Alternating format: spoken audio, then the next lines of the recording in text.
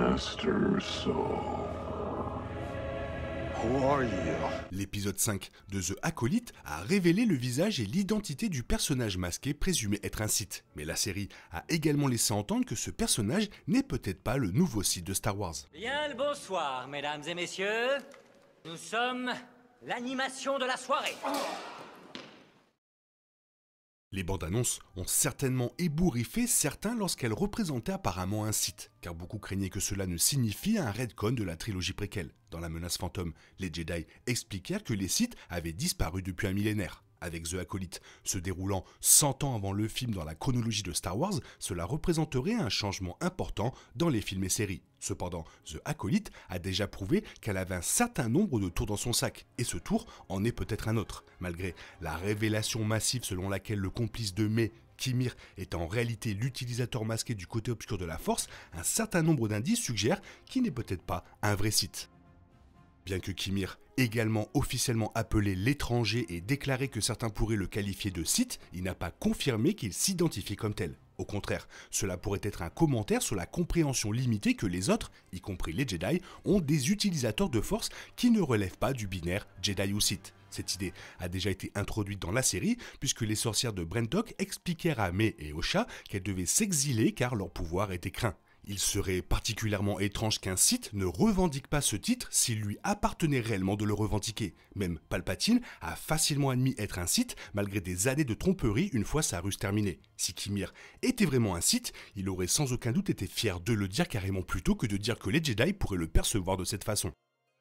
La règle de Sith a une histoire compliquée, principalement parce que sa définition a changé au fil du temps. Initialement, la règle était référencée dans la menace fantôme lorsque Maître Yoda disait à Maître Windu « Il y en a toujours deux, ni plus ni moins, un maître et un apprenti ». Cependant, le livre Star Wars sur l'ascension de Skywalker a révélé que les Jedi avaient mal compris cette règle. Plutôt que seulement deux Sith existants à la fois, la règle de 2 décrit spécifiquement la dynamique entre le maître et l'apprenti, dans laquelle le maître exerce le pouvoir et l'apprenti le convoite. Il est intéressant de noter que Qimir enfreint cette convention. Actuellement, Qimir recherche un acolyte qui deviendra probablement son apprenti Sith, s'il est effectivement un seigneur Sith.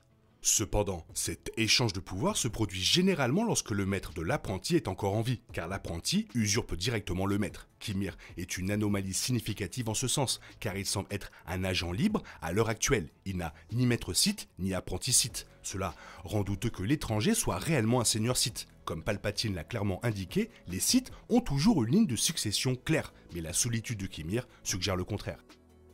À l'heure actuelle, le méchant est connu à la fois sous le nom de Qimir, la personnalité maladroite qui a travaillé aux côtés de Mai dans sa mission visant à tuer les Jedi, et l'étranger, l'utilisateur mortel de la force du côté obscur, qui a maintenant brutalement assassiné plusieurs Jedi. Jusqu'à présent, le personnage n'a pas reçu le titre d'Arc des Sith. Bien que cette révélation puisse être éminente, c'est l'un des indices les plus révélateurs que l'étranger n'est pas un véritable seigneur Sith. Bien que tous les Sith n'utilisent pas de manière visible leur nom de Dark, comme Dark Tyrannus qui s'appelait Comte Dooku, ces titres sont un incontournable des Sith. De plus, l'absence de tels titres a souvent distingué les utilisateurs non-Sith du côté obscur des vrais Sith, comme Asajj Ventress et Kylo Ren. À la lumière de cela, il est tout à fait possible que, même si Qimir l'étranger a clairement appris certaines des voies des Sith, il ne soit pas un vrai seigneur Sith.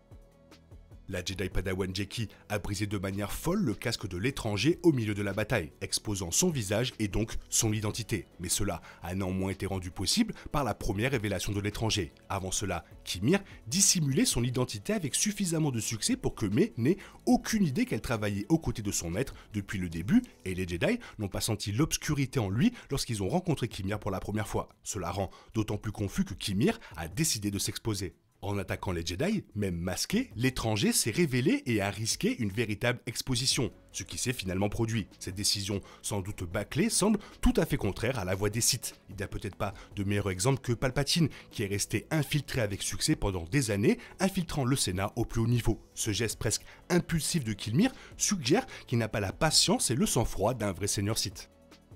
Jeki était sans aucun doute une Jedi Padawan incroyablement talentueuse, mais sa capacité à se défendre contre l'étranger est un autre indice massif qui n'est pas vraiment un seigneur Sith. Même Anakin Skywalker, l'un des Jedi les plus puissants de Star Wars et l'élu, a été battu par l'apprenti Sith, le comte Dooku, dans l'attaque des clones. Malgré cela, Jeki s'est battue vaillamment contre l'étranger et c'est même elle qui a brisé son masque. Ce serait sans précédent dans Star Wars qu'une Padawan combatte avec autant de succès un Seigneur Sith. Même si l'étranger s'était retenu pour une raison quelconque, il est peu probable qu'il aurait voulu être démasqué. Compte tenu de cela, il semble que Jeki ait vraiment pris le dessus pendant au moins une seconde dans la bataille, ce qui suggère que Qimir n'est peut-être pas vraiment le Seigneur Sith. En plus de manquer le nom de Dark, l'étranger n'a pas révélé les yeux jaunes classiques des Sith. Vu dans Anakin Skywalker, Dark Vador, Palpatine, Dark Maul, les yeux jaunes des Sith sont devenus une image emblématique. En fait, ce n'est que lorsqu'Anakin se tourne vers la caméra avec les yeux des Sith dans La Revanche des Sith que son chemin pour devenir Dark Vador semble vraiment terminé. Cependant, l'étranger n'a pas révélé les yeux des Sith dans l'épisode 5, lorsqu'il a été démasqué. Notamment, les yeux Sith ne sont pas toujours visibles. Cela ne signifie donc pas nécessairement que l'étranger ne les a pas. La capacité de cacher leurs yeux jaunes est sûrement essentielle pour les Sith, car ce serait sinon un cadeau mortel. Même ainsi, il s'agit d'un autre trait Sith classique que Qimir n'a pas présenté, même après la révélation de son visage. La série a reçu des réactions négatives avant même le premier épisode, mais l'un des principaux aspects des bandes annonces qui ont mis les fans en émoi était la suggestion qu'un Sith pourrait être à l'origine de la mort de Jedi. Parce que le Conseil Jedi croyait fermement que les Sith avaient disparu à cette époque, cela semblait être un retcon. Bien que ce ne soit pas vraiment un retcon, clairement Palpatine et son propre maître Sith travaillent dans l'ombre, Qimir, n'étant pas un vrai Sith, résoudrait ce problème.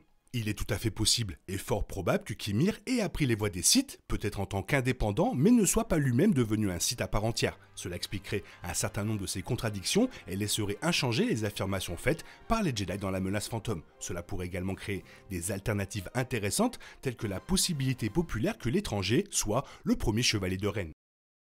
Même les plus petites distinctions peuvent avoir des implications majeures dans Star Wars, et la formulation de Qimir concernant ce qu'il recherche peut révéler qu'il n'est pas un vrai Sith. Lorsqu'il explique ses intentions à Maître Sol dans l'épisode 5, l'étranger dit qu'il veut un élève. Bien qu'il s'agisse d'une différence subtile, il est intriguant que Qimir utilise ce terme plutôt que le terme Sith apprenti. Ceci, ajouté au fait que l'étranger n'a pas les yeux Sith et le titre de Dark, reflète une fois de plus que l'étranger n'est peut-être pas aussi familier avec les méthodes Sith qu'il le croit. Les Sith, comme les Jedi, ont tendance à être très déterminés dans leurs habitudes, et les déviations de Qimir, aussi minimes soient-elles, suggèrent qu'il n'est pas un Sith. S'il était plutôt un indépendant, cela aurait beaucoup plus de sens car ce serait un mimétisme.